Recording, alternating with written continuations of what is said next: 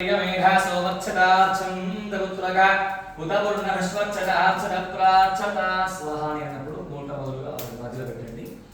అయిపోయాక దాన్ని మొత్తం కూడా చుట్టూ లెక్కలు చేసేయండి. ఇస్లాకు వేసి కూడా స్వాహ అన్నప్పుడు ఓం ఏకం ద్వే త్రీణి చత్వారి పంచ షట్ సప్త అష్ట నవ దశ ఏకాదశ ద్వాదశ ఓం నిదం విష్ణుర్వచక్రమే త్రేధాసురే పద సమూఢమస్య భాగం సురే మతోలేసి సమూఢమస్య భాగం సురే స్వాహా శ్రీ విష్ణవే పరమాత్మనగిరం ఓం పూర్ణాహుతిముత్తమః జుహోతి చుట్టూ వేసేయండి.